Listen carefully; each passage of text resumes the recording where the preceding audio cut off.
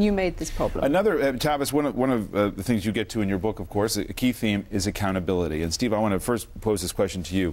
A nerve was touched this week. Jon Stewart on The Daily Show raised some really tough questions for CNBC and other financial journalists about who was out there before this crisis came upon us to sound the alarm and say what was happening in our financial industry was fundamentally unsound. And so it goes to a question, I guess, Steve, of who can you point to in financial journalism who, would get the award for sounding the alarm and saying, hey, wait a minute, guys, there's something we really ought to be paying attention to here? Well, first of all, that nerve was right back here, right in the back of my neck, which is the one that was touched. Look, I can't sit here as a spokesman for CNBC. That's not my job. I'm not management. I'm a reporter on the staff. And this is broader. This is not just about CNBC. It's about financial journalism. I've been reporting on the subprime crisis since 2006. I did investigative work in 2007 that said the subprime crisis, despite what the Treasury Secretary and the Federal Reserve Chairman were saying, was going to spread beyond that. I think there's a lot of reporters at CNBC who've done a lot of work on that. I was a finalist for the Emmys when it came to that, and my reporting in 2006, 2007. There were reporters at the Wall Street Journal, the New York Times, all who have done great work on the subprime crisis. Could we have screamed louder? Almost certainly. Did we explain enough what was going on? Probably not, but we were out there, we were doing it. The fact that they didn't notice is not my problem. I think part of the reason this has caught such fire in the American public this week is that we saw this in 2003 with the run-up to the war in Iraq, where there was a failure of political journalists to ask the tough questions of the administration as we went into Iraq about weapons of mass destruction. President Bush was not hauled over the coals in the way that, for example, Tony Blair was back in Britain. But in this case, it's even more complicated because we rely on financial journalists. Most of us, and the American public in general, this is very complicated stuff. We don't have the jargon, we don't have the technical expertise, so we have to have the financial journalists acting but there's a fundamental question, Tavis, which is, what is it that should have been said or exposed prior to everything going south? Because it gets to the larger question of precisely what caused this. Pardon my English, you ain't got enough time for that answer, David, because there's a whole lot that should have been exposed. Let's be honest about it. The bottom line is one word: greed. Wall Street got greedy. And when they got greedy, it caused this entire economy to crash. And since they were greedy and have crashed the economy, we get a little talk about Wall Street, a little talk about Main Street. As I said last time on this program, still, David, not enough talk about the side street. Here's the problem.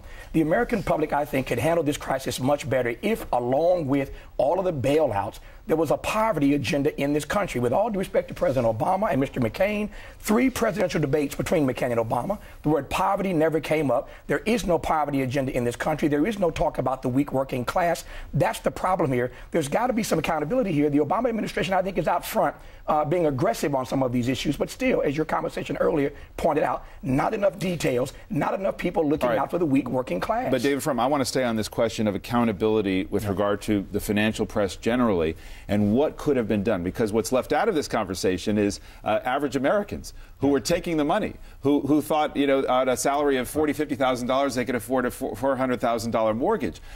So it was all around. What should have been done or said, and at what point?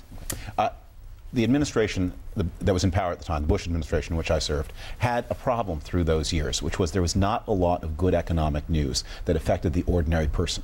Incomes were flat. You could see the debt levels rising. There was one story, however, that you could tell that was a positive story, and that was the increase in the assets held by the average family because of the housing bubble. And nobody wanted to get in the way of that.